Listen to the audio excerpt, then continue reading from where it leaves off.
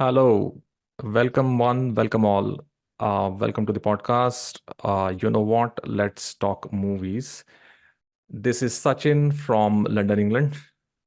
And this is Jatin from Boise, across the pond. Today we will be doing another link in the series Happy 50th. Happy 50th is where we celebrate, deliberate, and at times litigate the classic films which were released 50 years ago. The film that we have sat down to discuss today is Hindi film Rajnigandha. Rajnigandha was released on 13th of September 1974. High level synopsis of the film is Deepa, played by Vidya Sinha, lives with her brother and his family in Delhi. She is in a relationship with Sanjay, played by Amol Palekar. For some reason, Deepa goes to Bombay and which is where she meets her old flame Navin, played by Dinesh Thakur. This meeting rekindles her feelings for Naveen. What ensues lay bare the emotional dilemma that Deepa goes through. I repeat, this is Rajnigandha, directed by Basu Chatterjee, based on story by Mannu Bhandari, adapted for screen by Basu Chatterjee. This is Rajnigandha. Okay, so first of all, I appreciate this was a great recommendation by Sachin, and I would say this was a quite a bold move for the movie in the sense that I think Jaya Bhaduri or Jaya Bachchan was the leading lady who would producers or directors would sign for a female-centric movie. I was kind of surprised to see Vidya Sinha was, Mhm, she was cast for this movie. And I was really surprised. I mean, I had seen Vidya Sinha in other movies like Choti Si Baat, you know, mhm. and but she was sort of like a supporting character there. And I didn't think that she could show this acting prowess that she shows in this movie. I really thought that it was a really great performance. Were you surprised, shocked, or um, what was your initial reaction? Because you were watching this for the first time. Were you expecting this sort of mature content? No, I did not. Mm. I was like, this is quite bold. I And must tell the listeners yeah. the reason this question was loaded because Jatin and I obviously have a discussion, at times lengthy discussion, at times brief discussion, when we decide upon a film. And this is a film where I sensed a reluctance on Jatin's part, and which is when I felt like maybe I think Jatin has some sort of preconceived idea Notion. about this film. And so, which is why I kind of pushed for this film because I knew that in the end he'll come around. But until that time, obviously, he had his issues. But yeah, there we are. I'm quite glad that yeah, Jatin liked Rajnigandha. Yeah, no, I absolutely enjoyed it. And again, I don't know how much in the details we're gonna get right now, but I definitely would say this again to re-emphasize, this movie felt like ahead of its time. In which aspects you felt that this was Oh ahead of yeah? its time? Oh, so first of all, this is a story about an independent woman. She values her freedom, she values her career, she values her own thinking, and she values her own choice. So this was, I think, a sort of a transition when sort of a westernization, I think, was happening in India, where the generation of that time was sort of trying to curb or trying to climb that wall of was conservative India, but at the same time, in the I don't know if it happened in the cities only or not, but definitely seems like to a point where the younger generation was, they had their own academia to follow, they had their own careers to follow, they had their own uh, life partners to choose from. And coming that from a girl was actually even more bold because maybe men had a choice. They probably had more choice than women. but to see it from a woman's perspective and sort of weigh options in a sense, right? To see that, that was very, very refreshing. The films which were made in this era, obviously 50 years ago, this is films in many ways are a reflection of the society.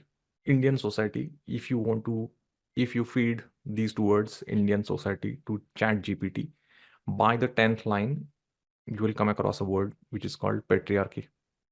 Yes, Do you see any traces of patriarchy in this story, in this film? I do in a sense, actually. I wouldn't say that she's completely climbed the wall and then, gained what she wants, or at least feels that she's completely in control of things. But there is a it's inside this gray zone where she's still kind of uh the patriarchy is overshadowing her way of thoughts in a sense or fashion. She has a freedom, she has her own thoughts, but at the same time, I don't think that she has crossed that boundary completely yet. You know what I See, mean?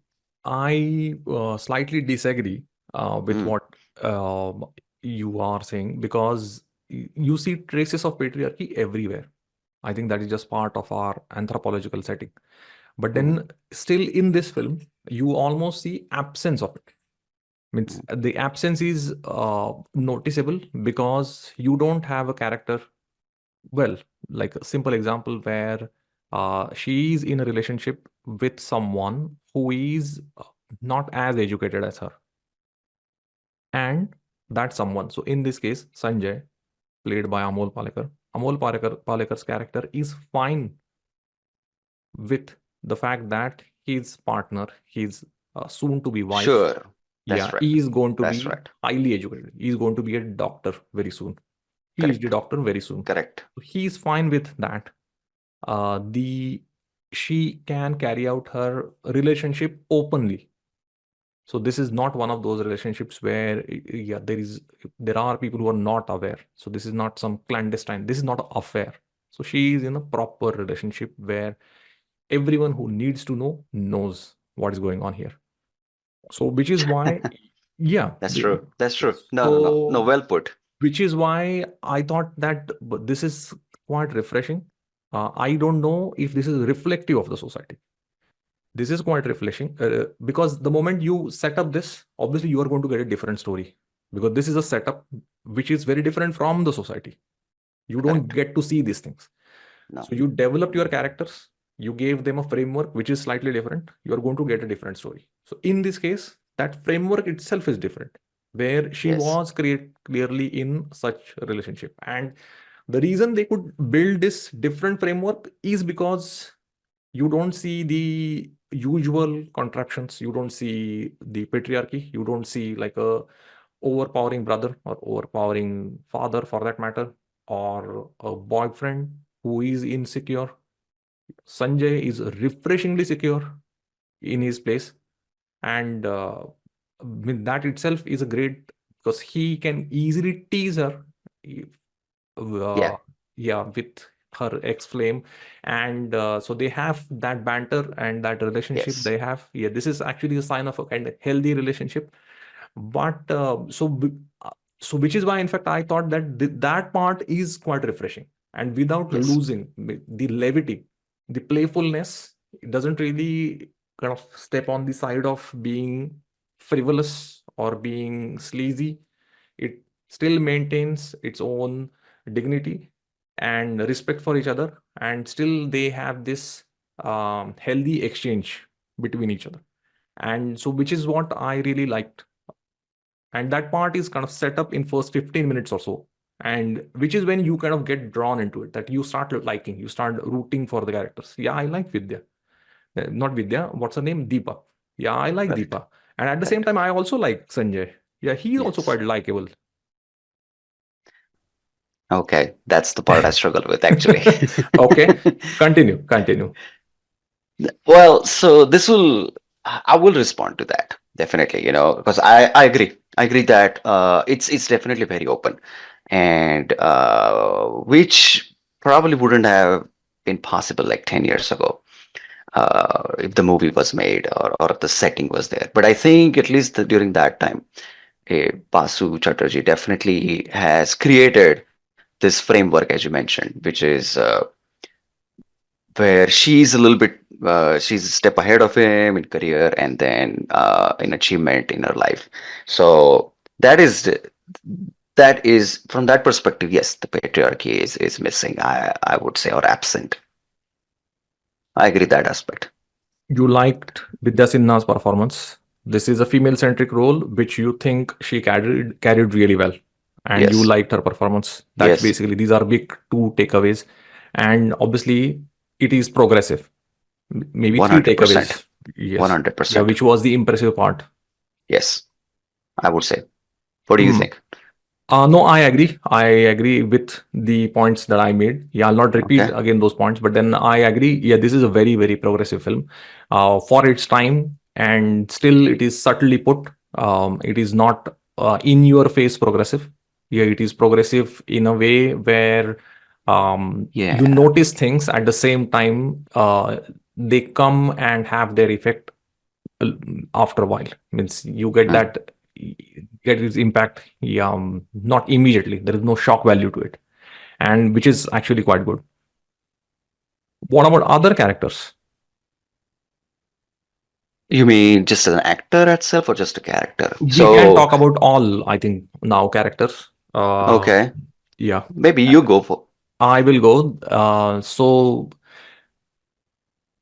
Vidya Sinha, you mentioned Vidya Sinha, and then I am quite happy to know that means you are very appreciative of Vidya Sinha, because nowhere actually people are appreciative of Vidya Sinha's performance. To be honest, even at times I felt her performance is subpar.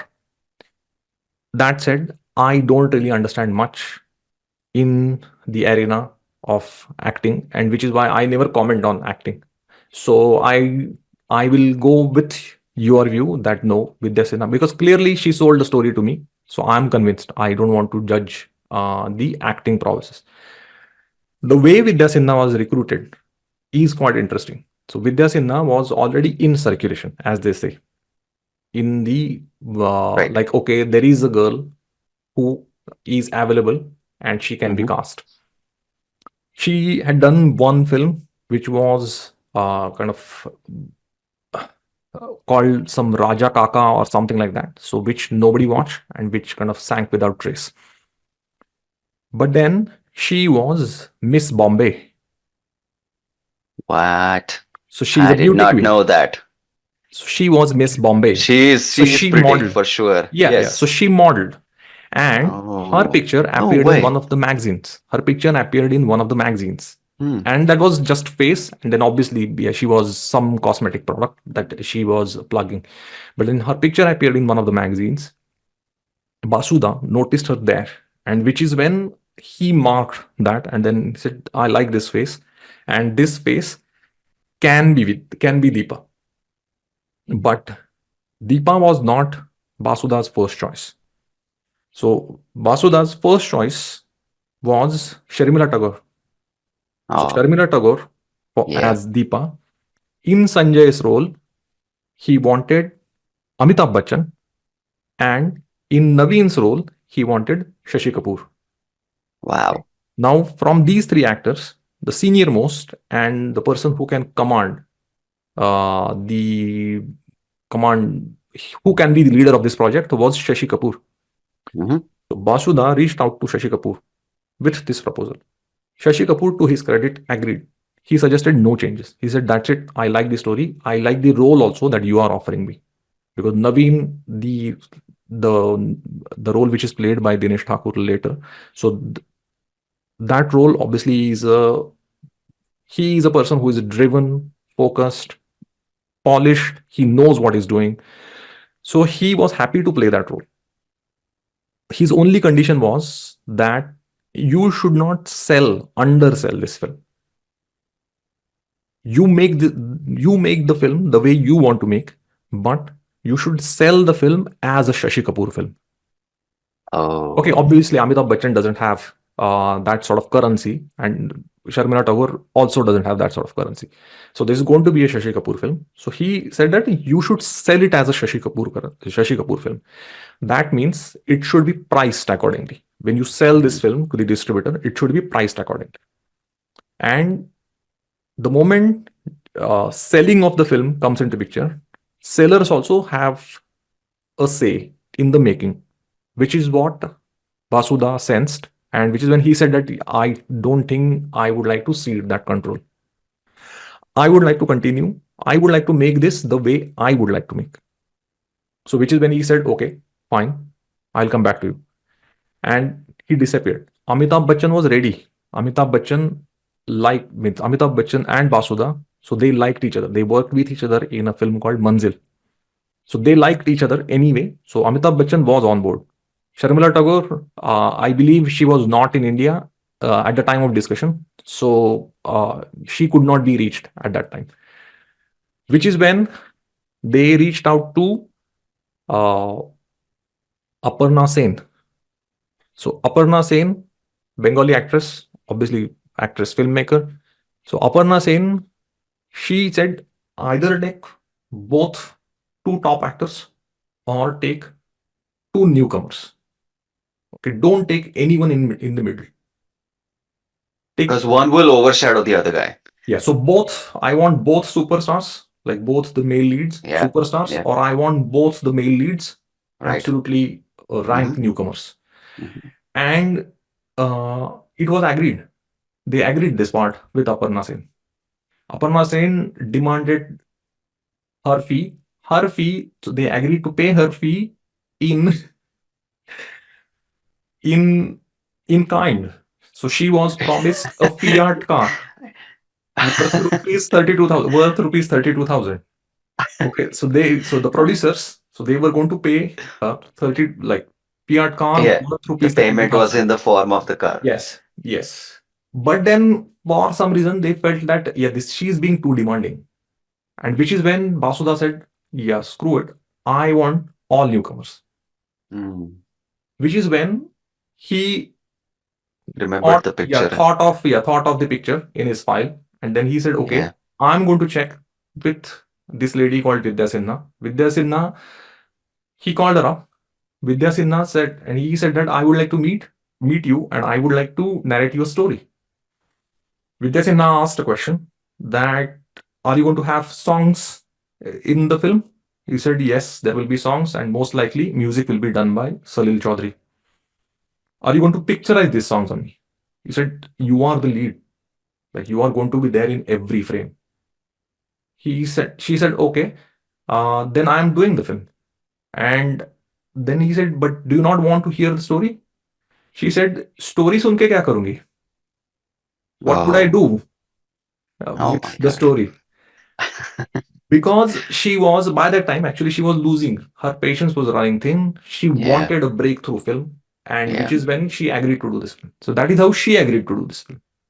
The way Amol Palekar was recruited. So Amol Palekar obviously was in the Marathi theater circle, which is luckily for him, he's kind of in and around Mumbai and Pune. And then they used to have something called Film Forum, where Mm. they used to watch movies together, film club. And at one such film club, so Basuda met Amol Palekar. Amol Palekar was well thought of by his colleagues and peers and everyone. So he knew that, okay, there is this guy who is a very good actor.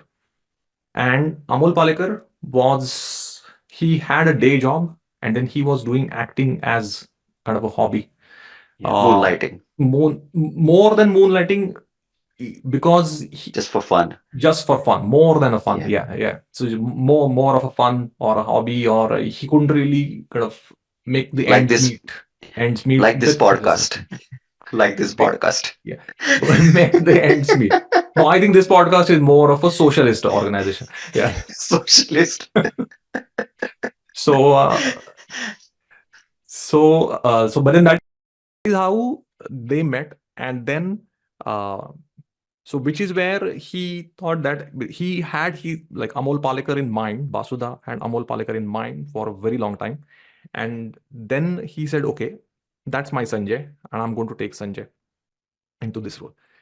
Luckily for him, because Vasuda, he couldn't really sell his story, but then by that time he already had a screenplay, the screenplay that he gave to Amol Palekar.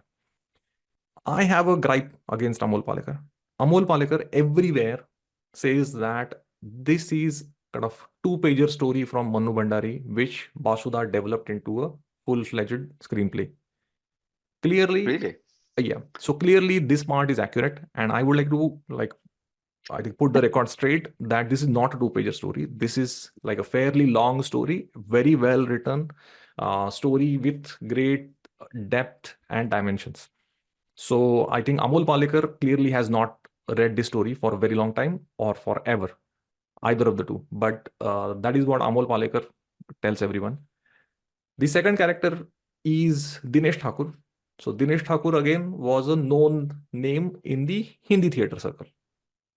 And they both had done same play, Amol Palekar and Dinesh Thakur. They both had done same play, which is called Adhe Adhure. It was written Oh, by Mohan Rakesh, and they both uh, not they never played together, but then they were in the same play. So that's kind of coincidence. But then the bigger coincidence is that the Amol Palekar, who grew up in Mumbai, he plays a character which is from Delhi. And yeah. Dinesh Thakur, yeah, who grew up in Delhi, who is from Place. north of India, yeah, he plays a character who is based out of Mumbai. Mumbai. So yeah, that was again a coincidence. I don't think it was by design, but Correct. yeah, there we are. Even the producers, because there is again there are people who think that these projects were backed. I mean, there were people who were willing to fund these projects, which was not the case. I mean, this is almost an indie project, so they didn't have Yeah. anyone who Yeah. could support this project. And Shoestring. Yeah. shoestring, and the person who finally produced this film, so his name is Suresh Jindal. So Suresh Jindal is a NRI. Well, he was a Oh, NRI. I don't know, yeah, what is his current status on planet Earth, but then he was a NRI. He was an aeronautical engineer. He had some savings, and then he was thinking of either doing film distribution or film production, oh, which is when the fun part is, so which is when he in one such meeting he mentioned that the person who made Mere Piya Ka Ghar, I believe that's the name of the film which Vasuda made before that. So Mere Piya Ka Ghar, so he said this is the kind of film that I would like to make.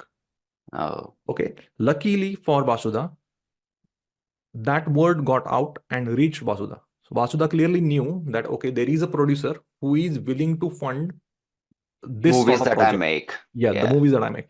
So why this sort of then, which is when these two guys met, Vasuda and Suresh Jindal. So again, Suresh Jindal was a financier.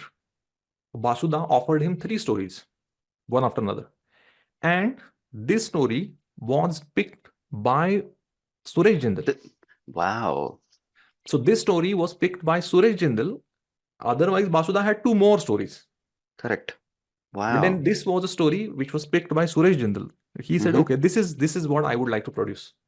And that is how this kind of Rajnigandha came into being. Wow. And he was asked, Suresh Jindal was asked this question, that why you thought of this film, why you like this story. And he liked this story exactly for the same reason that people appreciate this film for. That this is number one, this is different, but then different as in this is genuinely liberating. This is Yes, almost a feministic film it is. for Yes. the, yeah, lack of better For the term. time. Yeah, for Yeah. the time. Yeah. Yeah, and this is not the term that he used, but then he felt like for the first time I saw that this is handled with great maturity. So there is Mm. no villain or a vamp. And Yeah. so which is why he thought, okay, yeah, I think I can support this, or I would like to support this. So you have Suresh Jindal also, Amazing. who should be thanked for this. Yeah. I mean, all of this sounds so much like every time I read anything, some backstory, even with like Texas Chainsaw Massacre, when we're talking about, how these pieces fell together, correct? It just always is so uncanny. that all of these stars and planets align, right? When Yes. when these projects are done, right? So start from, Vidya Sinha being cast in it all the way to this producer who is completely sort of, I don't think from the way you're mentioning it, it doesn't sound like he came from from the film fraternity, right? I mean, he just had money and then he wanted to involve in it. And so he sort of had a out of the like a third person perspective looking into, Bollywood, like a Hindi cinema, correct? And then he comes in like, oh no, no, this is the new Hatke, right? Movie that I wanna be a part of. See, It's just amazing to me. absolutely. So Suresh Jindal, so it obviously he had saving, but then he didn't have like infinite supply of money. Okay, he had Sure, a finite. He had like a limited resources which he offered for the true. production. And then uh, obviously he wanted some returns. Now, okay, film is Oh, getting produced. He wanted returns, hmm. and Are you he gonna also break my was heart? getting. He was no. He was getting. He was getting impatient. Yeah, much like you, he was also getting impatient. So he got a. So he got 50% credit from the developers because these are the days when films were films. They were not Correct. digital. So you needed to print everything. Right. Okay, so on prints also he got 50% credit, and they needed that credit because this is like money. And now they were kind of looking forward to the release. People weren't buying, which is when Rajshri Production came on board, and they said You know, we see a value in it. you We know, would like when to you buy this. mentioned, yeah, oh, wow. When you started talking about the producer, I was like, wasn't that Badjatya did I hear or read about? Like Tarachand Badjatya was part of this? And then I was like, maybe I misunderstood. But now I think pieces are falling I'm together. Go coming for it. to Go for Rajshri. it. Go for it. When Rajshri came on board, and Rajshri knew what they were doing, and Yeah. they were not over ambitious, but they knew that how to sell this sort of film. Okay, so they were readying themselves for release. Film released. There were few trial shows, and they also had a premiere. In the premiere, one thing that one of someone from Basuda's team noticed, and this is where I'm going to share my screen now. You get a certificate, Mm-hmm. CBFC certificate, which Right. is censor board certificate. So Correct. in the censor board certificate, the spelling of the film is Mm-hmm. wrong. Really? I'm going to show. This is where I'm going to share my Oh screen boy. and Oh show boy. you I'm afraid something. which letter is missing. You can see spelling here, which is Mm-hmm. Rajni, Mm-hmm. Mm-hmm. Gandha, Mm-hmm. and I am going to switch to the next one, which is this. Do you see this also? Do you see censor board certificate? Yes. And do you see here Rajani, Gandha, They added an extra A. extra A? So Yeah. this extra A, yeah, means people from the south, so they read it as Rajani, and then obviously it was mispronounced. So people noticed this error, and then they Right. wanted to fix it also. But then CBFC said that this is going to take 3 months. Do you really want this? Oh, This correction is going to take 3 more months. Do you really want it? And which is when they again had like a small meeting epiphany. of directors and producers, and they said, yeah, you know what? Yeah, we don't really care. We just want this film to be released. And that is how the film was released with a spelling mistake. Wow. Wow. Yeah, and then Yeah, yeah, of so course. these things do matter, right? For documentation Absolutely. or tax reasons, Hmm. so for if there is any legal dispute, yeah, these things do matter. Means it's Absolutely. not a small error, No, actually. Yeah, this is quite a no. big deal. But then still, they were fairly desperate by that time for the release, Yeah. and they said, you know what, we don't care, just go ahead. Now, just release. So the All film right. was sold.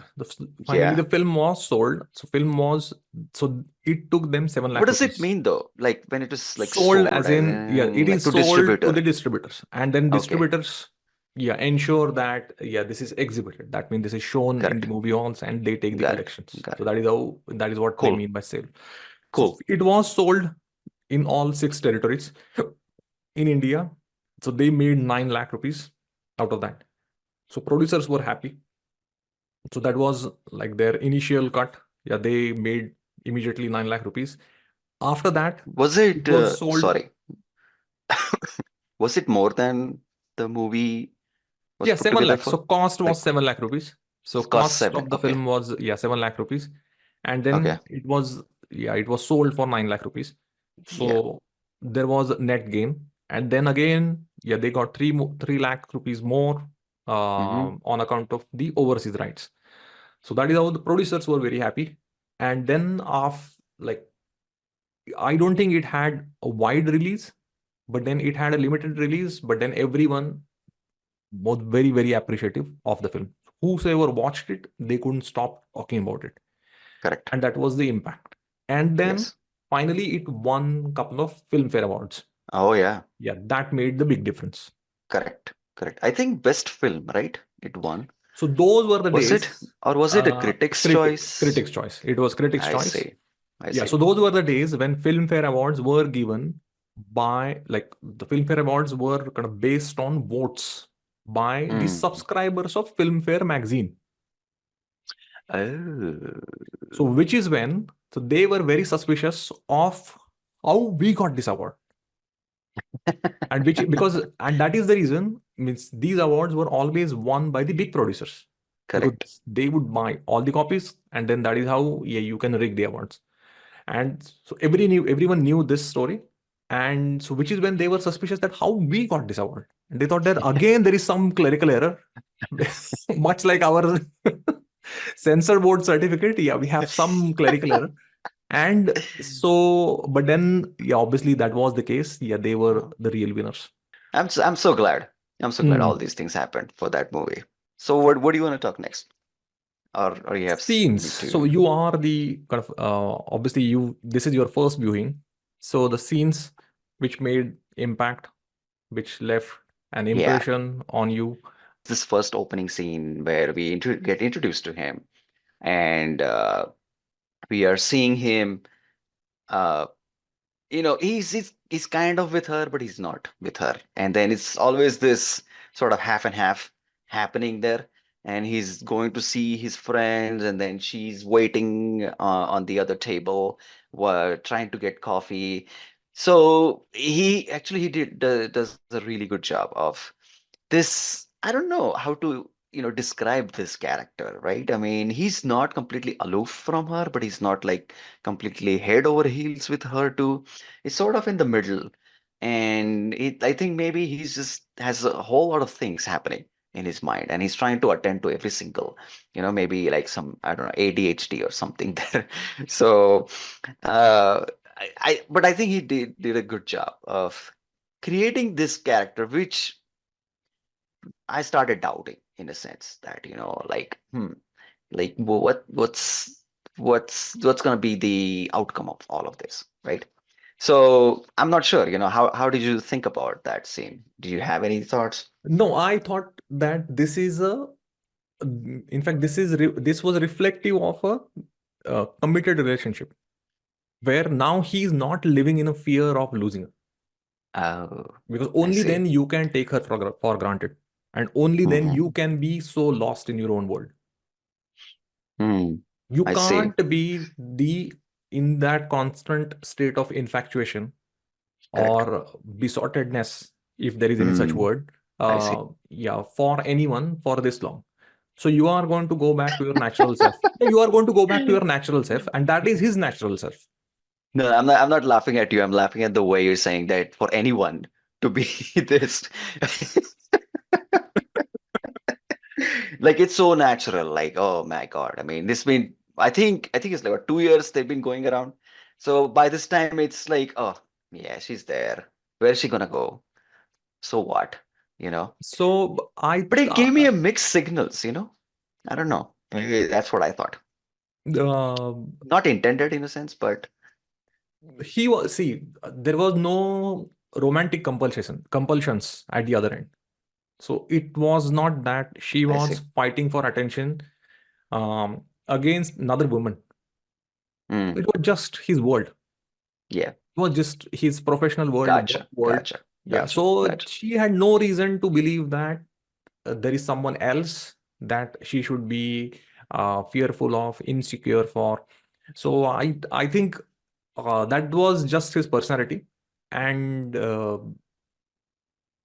in Yeah. many Yeah. ways that makes him more charming because he's not trying hard. In fact, he's not trying hard at all, and which is why it's easy. I mean, there is a likability quotient to it that he is not For trying at all. her? Yeah, For for her. her? Yeah, for her. Oh, that sort of. I see what you mean. That Yeah, you just say one thing and you go, and then you let the other person sort of in that aura. That yeah. is that what you're meaning to say in a sense? Uh, I'm not sure. Because no, I you think said charming, so I was no. just It is charming. It is charming where he's lost in his own world, and then it hmm, is. Yeah, I mean that's the only thing that he can constantly think of. This is almost like a childlike innocence to it. So there is a childlike innocence to it. It's yeah. It's not like he's mean spirited. He's not mean spirited to anyone. But then these are the things which he find exciting. Yeah, he loves this hmm. office politics. He loves this like constantly talking about the Oh, workplace like as a personality. as a I personality. see. I Yeah. see. So I this see. is yeah, that in fact makes him even more kind of a bumbling, imperfect human being who is harmless and Hmm. almost lovable. Hmm. But she looked pissed to me. For some- She was not charmed. Anywho.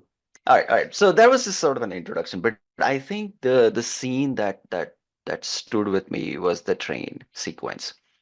And this is when she is in Mumbai, and then she runs into the old flame, Navin, Dinesh Thakur, and I did some sort of researching on that. Apparently, Dinesh Thakur was actually really a big deal.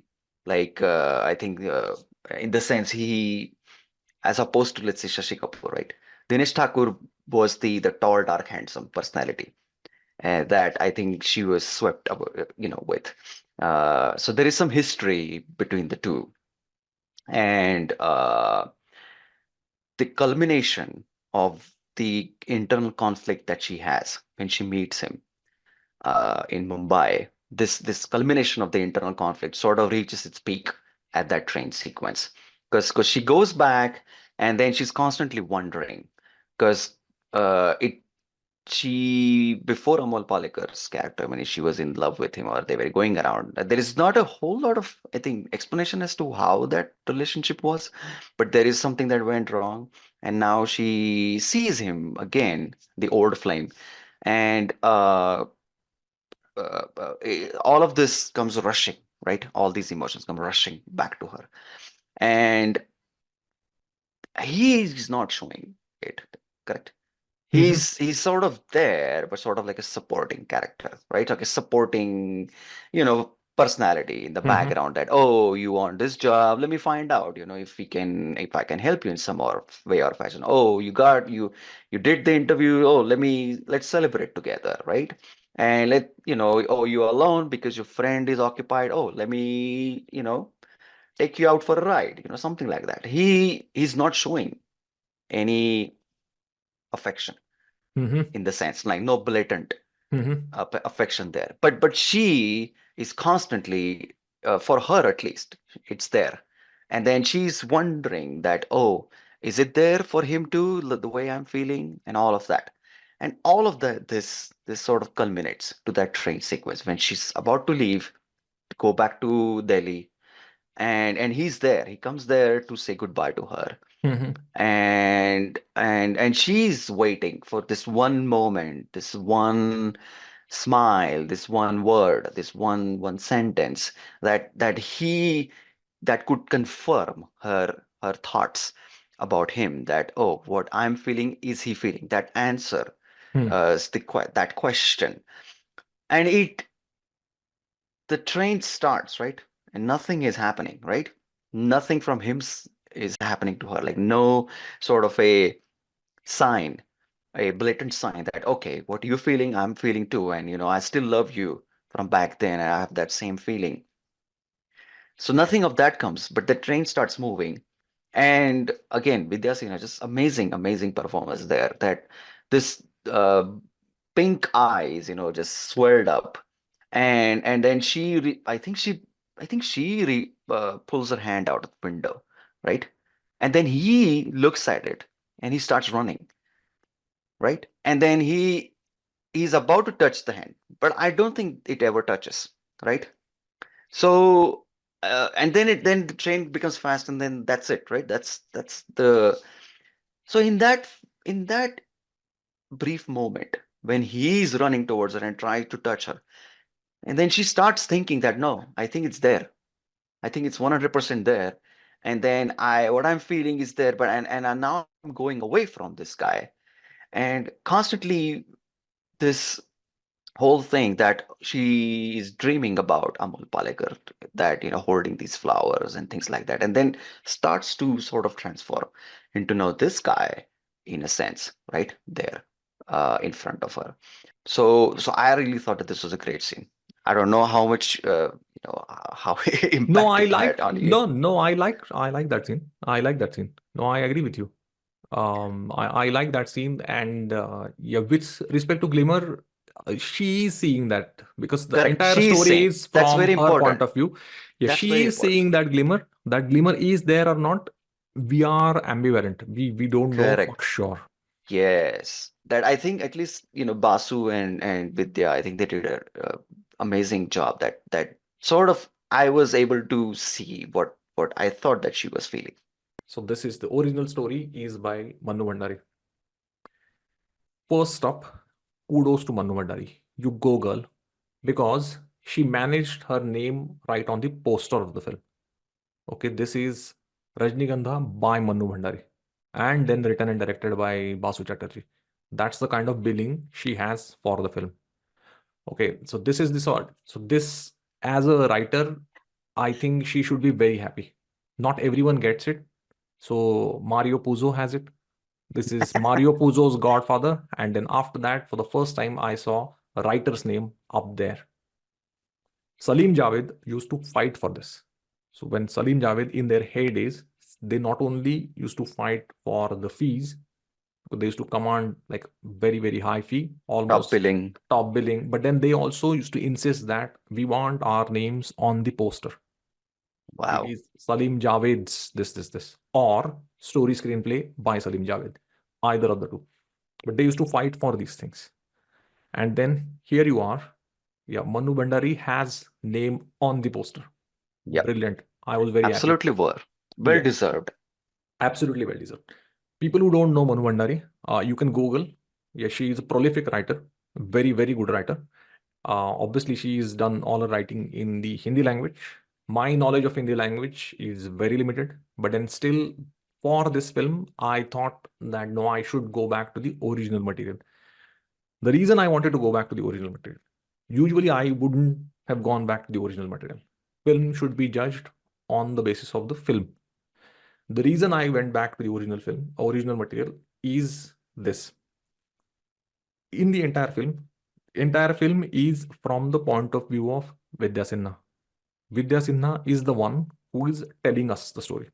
The camera literally is on her shoulders, and you see everything from her perspective. In that case, and then she is going through this emotional roller coaster, emotional dilemma that she is going through. And we could see this emotional dilemma. Okay. At the same time, this is a film which is made in the idiom of Hindi film, mainstream Hindi film. So there are songs. I'm nothing against songs. In fact, I like songs.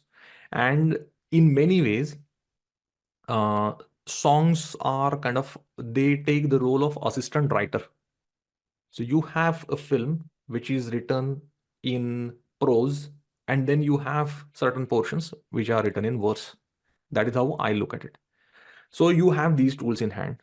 In that case, I don't know why Basuda felt a need to use voiceover, and not only that, use voiceover where There is a freeze frame, a running film, stop still, and then you hear Deepa's character telling us what she's thinking. Right. That inner Naveen monologue Naveen sort ने of. या नवीन ने अभी शादी शादी क्यों नहीं की? We can reduce that. I am curious to know why Basuda felt a need for this To format. do it that way. Yeah, yeah. Correct. I'm not against it because everything else is so perfect. Everything else is going seamlessly. Why you felt a need to do this? Well, doing this is also fine. Doing this again and again actually is clunky. You So should do one this question. once in a film, and that's fine because that creates a drama. So you want the impact like Right. so sharp that Yeah. you don't want compromise. This is where you are going to stop the screen and tell this is what Yes. happened. Yes. But Yes. then doing it again and again was I felt Yeah. like this is too clunky. I agree. I agree. No, no. The question I have is, man, I was gonna. Uh, so if he wouldn't have freeze framed, it would have been fine, is what you're saying. Like if it just was a narration and the No, background. no. I what I wanted is I wanted this to come across from the scenes. Well, From the scenes, you can easily. yeah. I'll give you okay. I'll give you a example in the film. Again, it is there. So I have reasons also that why Vasuda decided to do what he did eventually. Okay, go for it. Okay, so in the film there is a scene where there is a doorbell. She in Mumbai, and she rushes to answer the door, but then before that she checks in the mirror. So very fleeting scene, small scene, but then you get it that now she cares. Yeah, Now she is going to face someone that she want admiration, she want appreciation from this correct. person. Okay, Yeah, and then these are simple scenes, and these do not go unnoticed. So this is very good writing. This is how screenplays are written. And I don't know why he lost faith like halfway through and then he decided to go with this format. Nothing wrong with it. I would like to tell the listeners I love the movie the way it is. I would like to know why this creative choice was made. My theory, I'll give you my theory now. My theory is that when you write anything using an original source material, you want exactly the same impact. Now, this is a boon as well as a curse. Okay, I'll go with boon because you are not starting with a blank page. You have like a nice framework, and now you are just going to mold. You have like a nice clay ready. Then all you are going to do is you are just going to mold it. The curse is that you want exactly the same impact. yeah, You can have higher impact also. right, right. You sometimes lose completely the sight of that. Yeah, yeah, you get tainted. Your thought process is tainted. Now you don't Yes, want to. Yeah, and what this is is? Mhm, and this is where I went to the original story. Original story is written in a diary format in first mhm, person, right, where you hear Kanpur, this. correct. Then Yep. Delhi, this. Not Delhi, Hmm. Calcutta, this. Calcutta. This has Right. happened. Okay. And so now this format to translate onto screen, you have to make the characters say these things. And that is how, or that is why he made this creative decision. This is Yeah. one reason. Second reason is second reason is not great, but then second reason is I think somewhere his faith in the uh, Oh, the movie going acting. audience was shaky Oh, yeah. as far as Yep. their Yeah. literacy of cinema language is concerned. Yeah. Hmm. And which is why he said, I don't want to take any chance. All I want to ensure is that whether I'm hitting the mark or not. If I'm hitting the mark by underlining something, I will underline. And obviously, he is answerable to the producers. At the same time, he is answerable to himself. That first and foremost, what is important is communication. Effectiveness of the communication will come later. Did you even hear what I said? That is important. And I think which is why he went with this format. That's just my theory.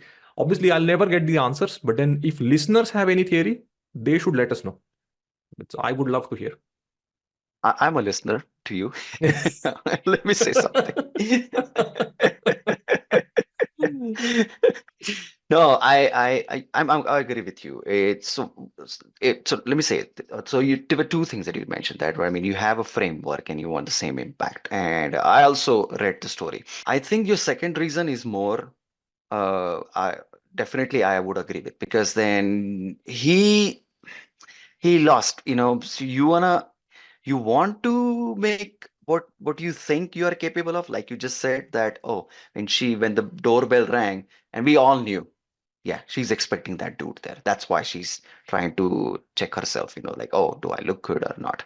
So that needs no inner monologue. Completely, they all landed right there. But at the same time, I think there are some things that are there in her mind, that which I don't think you can say them, or act them out. So for example, like, oh, is this guy married now? Or what he's up to, something like that. Either you say it in monologue, or I think there has to be some kind of a conversation about it. Because this is not a sort of a general emotion that can be pulled out. That, oh, is this guy married? Or at least she could have asked her friend that question, to save that. Like, if, let's say, if the monologue cannot be there, but the question that she has, like, oh, is this guy married now, or is this guy with someone now? How to convey that? So probably, he uh, felt the need to have that sort of an inner monologue there.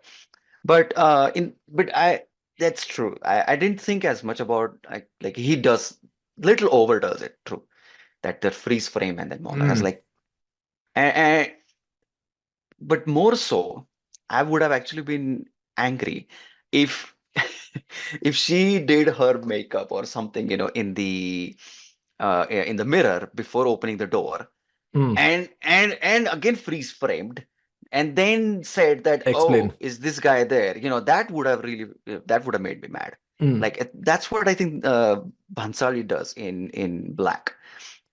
Because you want to be an artist, or you want to sell a movie, make up your mind, mm, right? Because as an artist, I think you have landed the scene, and I know exactly what she's thinking. So mm. don't tell her to tell me, because I already know what is going on, right? So I know what you mean. Yeah. So it's to that anyway. But Bansali should watch this film. But I think Bansali should watch Rajnigandha. Yeah, a couple of times, I think. but Bansali wants to make money, so that he can put that money in a big set, that he can, tune to the last wavelength of light. I don't know. So that so anyway, the point being that, I think this, but all of those thoughts are there in the story too, right? Don't you think? Okay. So story is in a diary format, and which is Yeah. why the thoughts are more fully formed. They are formed Yes. in words. So story is literally telling you what is going on, and Correct. which is why story is a easier format anyway. Yeah. So, and then it is a short story. You don't question a lot of things, and I'm questioning, and I'm gonna question later. yeah. So, but then that's the limitation of a short story, and which is why a lot of kind of authors, they don't attach like that sort of like great importance to the short story writers. So for them, the novel writing is the ultimate achievement in literature, and that is what they attach the greatest premium to. But that's a different story. So in this case, so the for that format is a letter writing format. Then in that case, he should have actually introduced a letter writing format or a diary writing, not letter writing, diary writing format. So Oh he should have yeah. introduced diary writing format. Yeah, that she's writing a diary, and then you get the thoughts. Yeah, Yeah. So then, yeah, it's easy, basically very easy. she is just maintaining a diary. And it is as simple Perfect. as that. Yeah. Then, yeah, there was no need to do this. But then again, I think these are creative choices, yeah, that people make, and that's fine. But tell me Um, about story. Yes. story, so the yeah, we are kind of harping on this story, and then obviously she got the top billing, and I think it is a worthy billing. So it's a very good story. Story and screenplay, they are slightly different. In the story, in fact, she's far more independent than the film. Yes. Number one, yeah, she is not even in Delhi. Okay, she is in Kanpur. So she is not in a metropolis. So she is in a smaller city, Kanpur, and she lives alone in the story. Here, Basuda has given her a family and an elder brother and Delhi-like liberal setting. So the story is that way far more liberal, and but then there are still these dialogues and references which come, which tells you that this clearly is different. So this lady obviously is slightly above the average female demography in terms of education, as well as thinking, as well as her social circle, because she also has people around her who do operate like this. Because when she goes to Calcutta, so again in the story is between Kanpur and Calcutta. In the screenplay, in the film, story is kind of revolves between Delhi and Mumbai. She is in Delhi, she travels to Mumbai, which is where she meets Naveen and goes back to Delhi. So these are kind of few differences. Again, in the story, there is no backstory that they have created, that how she and Naveen met, and then what exactly happened Yeah. between them, and then how they fell out. Again, Vasudha tried to create that backstory and I think that was a good decision.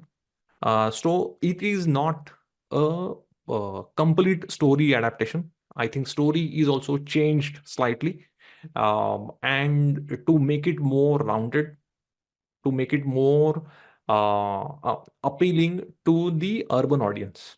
I think because in many ways, if you share or if you show the story exactly the way it is written, then for no reason it appears as almost revolutionary, and then you completely lose the plot. Then you will not even notice that okay, there is this emotional or romantic angle to it. You almost think of her as like one Yeah. of those super achiever lady, and who Hmm. is just driven mad because of her ambitions. That is the impression you may get. So that's the risk, and I think that risk is well dodged by Vasudha in the story. When so Manu Bhandari and Rajendra Yadav, so because you mentioned Sara Akash, so they were husband and wife. Oh, And then Vasudha used to frequent to their place. So, and then, so he would stay at their place and they would hmm. have these discussions. And Rajendra Yadav wrote Sara Akash, and then obviously they were happy with the way Sara Akash was made. And which is when Vasudha mentioned that this story, now the story's title is Yahi Sach Hai. Story's title is not Rajnigandha. Yahi Sach Hai is the anthology of the stories, and then that's the lead story in it. So Vasudha mentioned it to Manu that I would like to adapt this on screen. And then Manu was not, I mean, Manu was kind of she was perplexed because she knew that the format is diary pages. That is how the story Yeah. unfolds. And she was not aware that how this will appear. This is going to translate on screen. She expressed this part to Basuda, and Basuda said that if I have your blessings, leave that part to me. I will adapt this for screen. She said, I know how you work, so I have no issues with that. And then you have my blessings, go ahead. And so, which is when Basuda kind of took it upon himself, and then he created a screenplay out of it. And obviously, Manu was happy with the way story pans out because story is actually very well told. Even on screen, you don't really lose out on any of these things. In fact, the creation of the backstory and the character and their settings into Metropolis works for the screenplay. So these are some very good choices, creative choices that Basuda made, which kind of takes the story a notch above, in Oh, my yeah. eyes. Yeah, yeah. Definitely. It has a for a small town, like a smaller than a Mumbai or a Delhi town, if you want to show that a girl is just living by herself completely, which is what is portrayed in that original story, Mm, that's that probably wouldn't have been even believable yes. for some people. So to make it a little bit more metro setting, a little bit more big city setting, I think it sort of becomes a little bit more believable in that story, at least when it comes to the film. This sort of storylines and writing you see in. So I also started just learned about this Nai Kahani movement uh, after reading about. I was like, okay, let me see who is this Mannu Bhandari. So this is the first line from the story, and I'm reading here.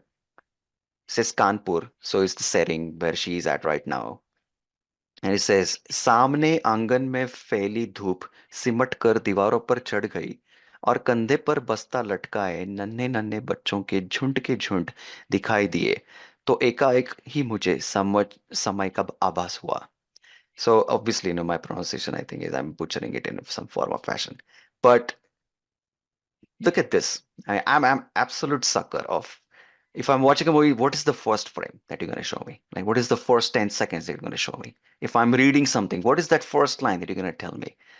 And I had seen the movie before, but as soon as it's said, and let me translate it, that she saw the sunlight climb over the fence, that it was on the ground, but it started climbing over the fence. And when does that happen? When the sun is going down, correct?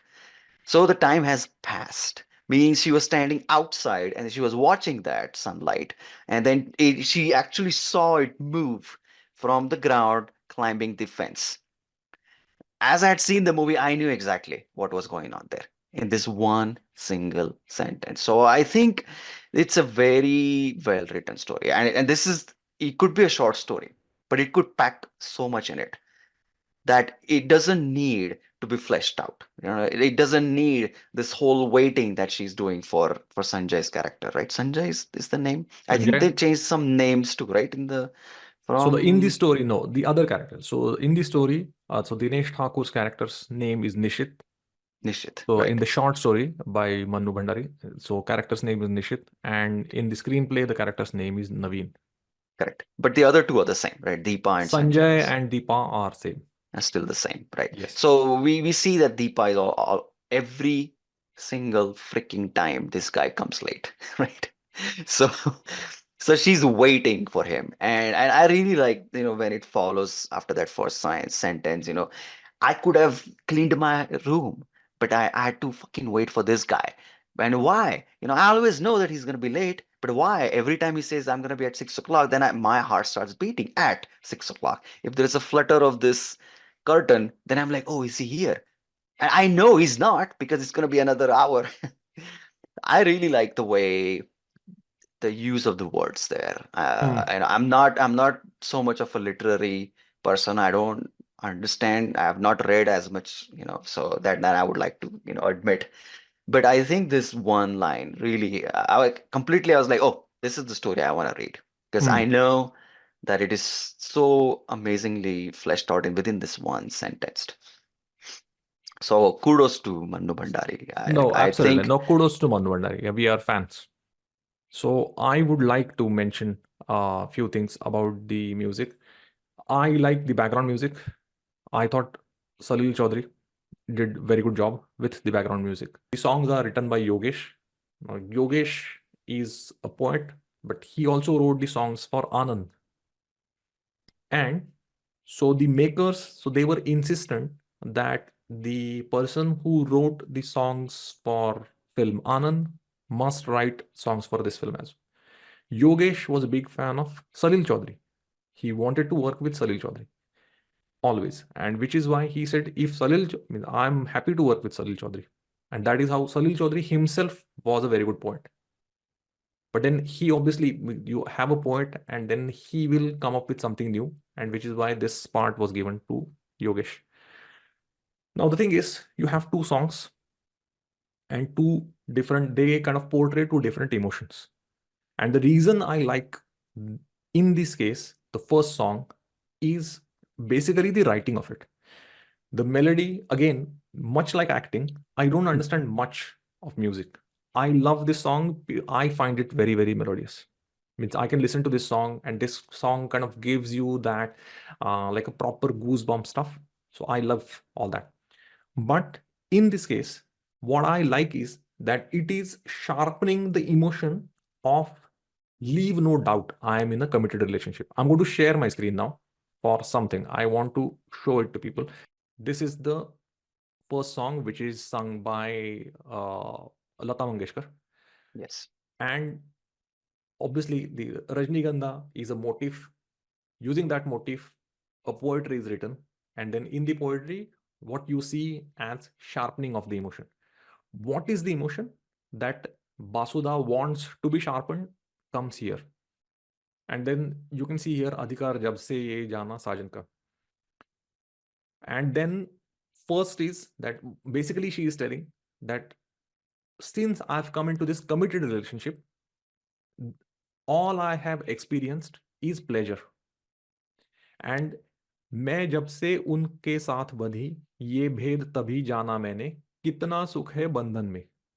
Now, if you will read only this line in isolation, you will find this like quite strange that bandhan, restriction, you don't really associate pleasure, happiness with any restriction.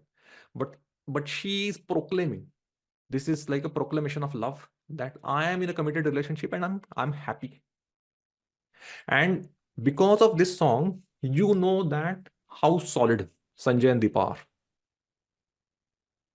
Okay, so this part is established, and you want this part to be established, and which is why it is important that Sanjay is likable. Sanjay is a happy man. Sanjay is constantly smiling. And then when you come to the next song, ये जो मन की सीमा रेखा है, मन तोड़ने लगता है. So I know, like I know that this is the limit. I should not cross this limit. At the same time, I want to cross this limit. And that's what the second part, like second song, is telling you. The melody, all of course works. I mean, I'm not not disputing that part at all, and I'm not even kind of berating it or ignoring it. That also works. It helps, but then the poetry kind of takes it a notch above. You are going to this space where I established in the first song that I'm loving this commitment, and in the second song, now I would like to breach this restriction, this commitment. Yeah, yeah. Which is so lovely. And that's the reason I thought this song usage is perfect. And I just loved it. And the way they come into the film, I mean, I thought, wow. Yeah, that was kind of wow moment for me. I'll tell you where my wow moment slightly took a hit. In the second song, suddenly Mukesh started singing the song. First song is sung by Lata Mangeshkar. Correct. Entire film is being girl's written perspective. from a POV, point of view of Deepa. Yeah. So I thought again, मन की रेखा तोड़ने लगा है. किसका मन? This is Deepa's man. Okay, That's so right. Deepa is singing this song, but then you hear Mukesh singing this song. Yeah, a guy is singing for And I this thought girl. like, why, man? Why? Means why nobody notices? And then clearly, I was not the first person. Okay, I must tell you that I was not the first person. Again, nothing against Mukesh. Okay, song is great. He did very good job. But then why now you have Lata Mangeshkar? You can get Lata Mangeshkar to sing this. Again. Main reason is that Lata Mangeshkar was top singer in 70s. Lata Mangeshkar's professional fee for singing used to be rupees 3,000 rupees per song. And Mukesh's per song fee used to be rupees 1,000.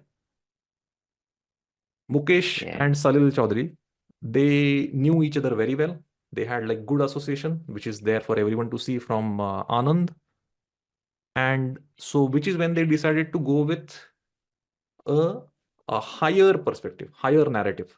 That instead of this is her perspective, let's go with a song with a male voice who is just telling you like wider truths of life.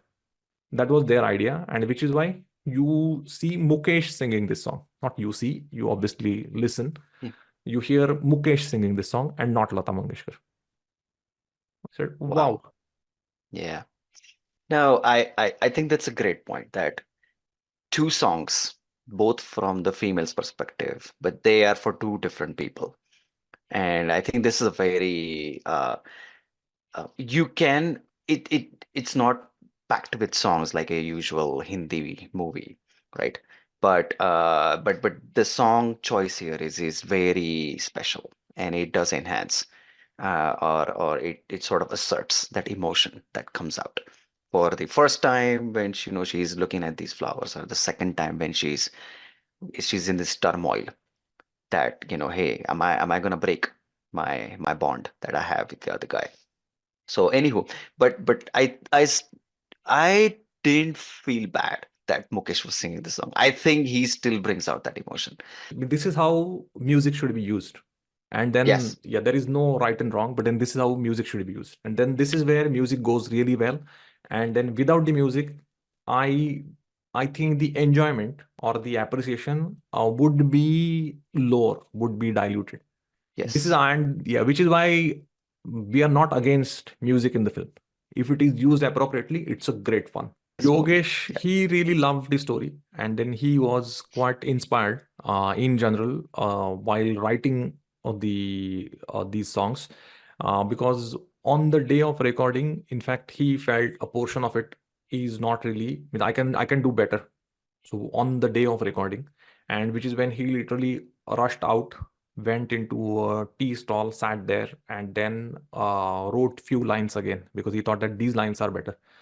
And those lines were used finally. Lata Mangeshkar loved the song, and then he sought out Yogesh. He sought out the poet, and he said that आपने बहुत अच्छा लिखा है. So because she thought that nah, I must mention, and then she passed on like her appreciation also to the poet. And yeah, that makes kind of watching a Hindi film so much fun because they do kind of take so much effort. So I think there is this one phrase or word that we have skipped throughout this entire podcast, and that is the middle of the road wave or middle of the road movies. This was a filmmaking movement, so to speak, that happened in the sort of, I think, middle 60s, late 60s through 70s, but it didn't really gain attention, like a mainstream attention, until I think Rajnigandha. So Basu Chatterjee's first movie is Sara Akash is considered as sort of pioneer of this movement, but I don't think it gained traction as much as Rajnigandha did. And I think Rajnigandha winning all these awards uh, sort of kicked off this movement that now multiple people they were I wouldn't say that because of this they started, but they started getting more recognition from the audience as such. Uh, so this middle of the road movies, they belonged to the issues and the choices and options and the living style of the second class, or well, for the lack of better word, the middle class families in India, which were not really poor but not really affluent families, but somewhere in the middle. So these are sometimes also called as the middle class movies. And these were during the 70s, which I think the westernization of India was happening, and the youth faced a sort of a not a dilemma, but sort of stuck between two kinds of words that we they came from this upbringing of this conventional Indian society, the family structure, where you respect the elders and you follow what they want to do, what they want to tell you. And if they tell you, oh, you marry this girl, you marry this girl, you do this career, or they did that career.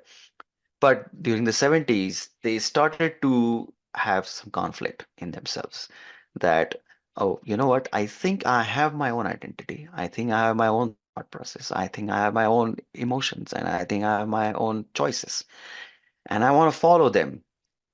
And not always they could, because of whatever the circumstances.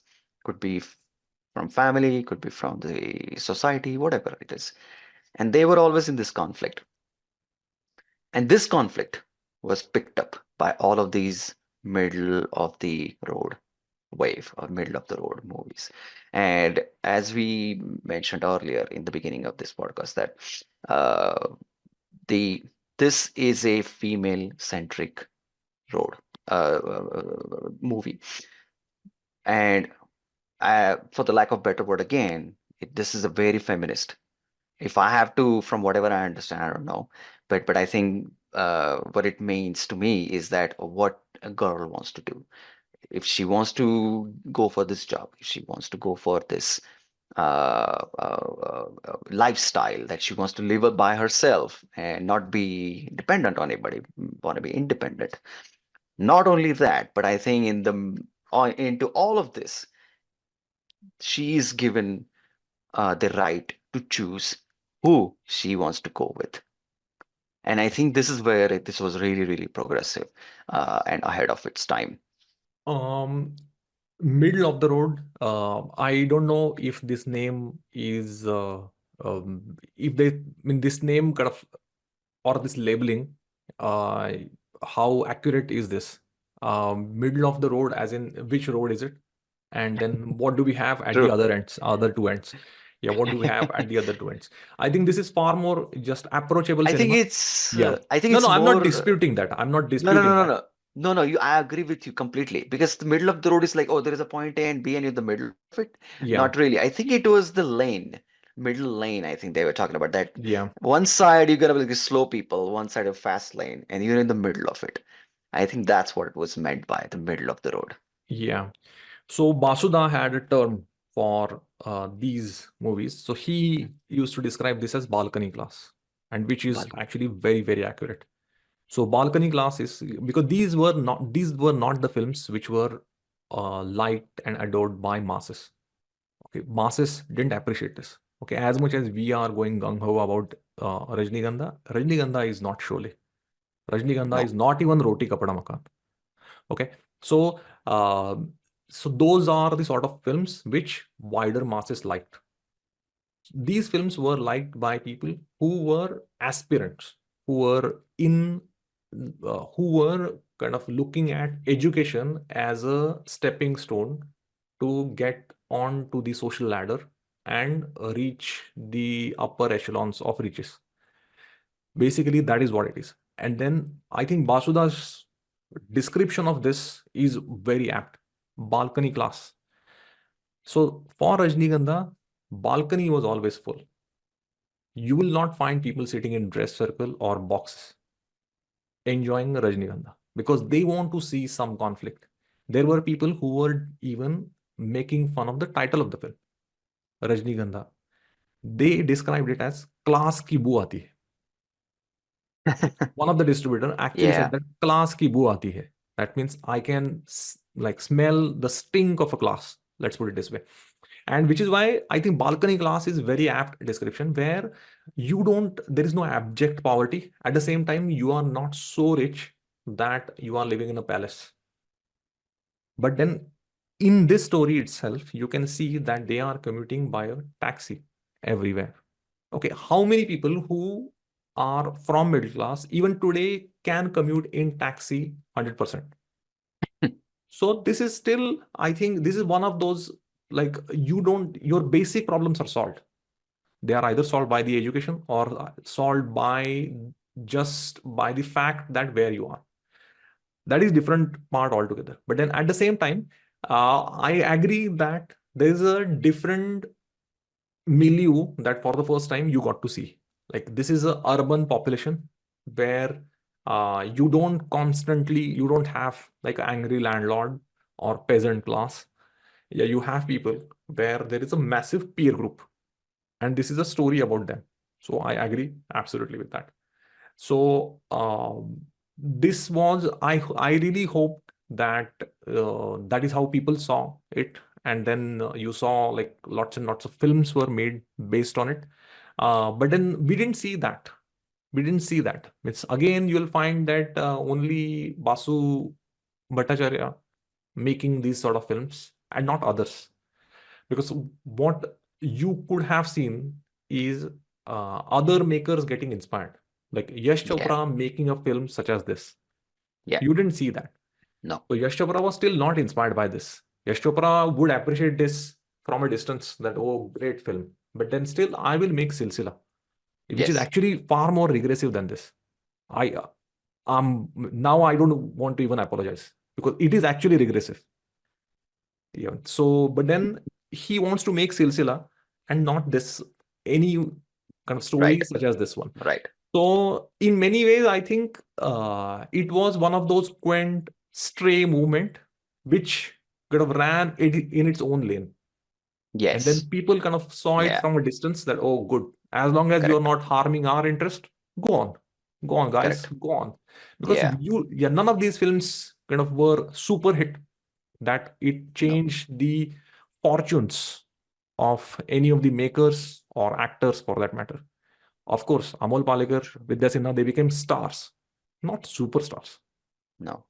Amol Palekar will not like this statement, but then he himself compares, like he loves to compare himself to Amitabh Bachchan and Rajnikant and I don't know what. So if you read that on internet, but I don't see that. I Does think he? fine. Yeah, Hmm. yeah, he does that. Yeah, I he did does. not know. Yeah, he does that. I thought he made peace with that, that no, I'm gonna be the uh I don't know. Yeah. So I think that was a moment, but I think it is a very, very good kind of milestone film. I really hope that we can see or look at films before Rajnigandha and after Rajnigandha purely in terms of storytelling. Also. Like usage of original literature, that's a different kind of Yeah. dimension altogether. But I agree, this is an important film which needed to be discussed and people should watch it. I will ask you a question that does it stand test of time I 50 think years so. hence? I would think so. I mean, I I personally could have seen myself, I may not have grown up in the 50s and 60s in that familial setting, in that cultural setting. But when I grew up, I think that always, and I think it's a, I don't think it is trapped in one time frame kind of a story. I think it's always like coming off the edge, right? Coming off the edge. We say that every time, 10 years from now, somebody will be coming off the edge, which they would be sort of in a conflict, in a sense of what could happen and what is expected and things like that, and then be trapped in the middle in a form of fashion. They might have a little bit more freedom compared to what Deepa, Vidya Sinha's character had. But I think it portrays that conflict, that dilemma pretty well, I would say. The story is taken from the blog of Ram Gopal Varma. Ramu is big fan of Basudha. Rajnigandha, Chit Chor are some of his favorite films. As is always the case with Ramu, he's watched these films 20 times, 30 times. Ramu and Basudha's paths never crossed. They'd never met each other until this point. One day, Ramu was at his office in Mumbai, where Basudha showed up unannounced. Ramu confessed his admiration for Basudha profusely. Basudha was very pleased. He told Ramu that he was aware of that. He had read some of the interviews of Ramu where Ramu sang Basudha's praises. After exchange of pleasantries and coffee, Basudha opened up on why he had come. He started explaining. Apparently, he had a script and a producer, but he did not have access to any of the actors. He was desperately trying to get in touch with Manoj Bajpayee, but he was unable to do so. So he had come to Ramu to seek his help in accessing Manoj Bajpayee. Ramu called up Manoj. His phone was switched off. Ramu called Manoj's secretary. The secretary said Manoj was out of town. Ramu asked him if they knew that Basu Chatterjee was trying to get in touch. He said, yeah, yeah, yeah. I'm figuring out how to get rid of him. Ramu was certain. This was secretary talking, not Manoj. Ramu assured Basudha that Manoj will get in touch with you. And then few days later, Basudha called Ramu on phone and said, I think Manoj is back in the town, but I have a feeling he doesn't want to work with me. Ramu was speechless. And then Basudha asked him if he can recommend him to Aftab Shivdasani this time to listen to the story. Ramu called Aftab immediately and said, Aftab, Basu Chatterjee wants to meet you. Aftab said, sure, sir, but who is he? Ramu attributed this response to Aftab's youth and inexperience. Ramu explained to him that Basudha was a highly successful director who made cult films like Rajnigandha and all. Aftab said, that is fine, sir, but what has he done recently? Ramu said, look, man, I don't know what he has done recently and what he is going to do now.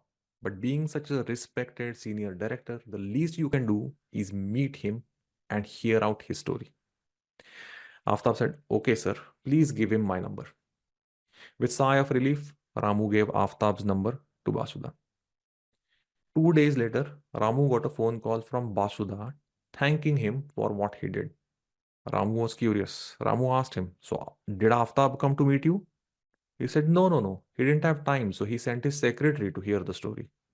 So, secretary listened to the story? No, secretary listened for about 10 minutes and then he said he had to rush somewhere. So, I couldn't finish my story. Anyway, thanks for whatever you tried to do for me. I appreciate it. These were the last words of Basuda to Ramu before he hung up on phone. So much for the trailblazer of middle of the road films. That's our show. Just to remind you, you are listening to, you know what? Let's talk movies. And in this episode, we talked about Hindi film Rajnigandha, which was released 50 years ago.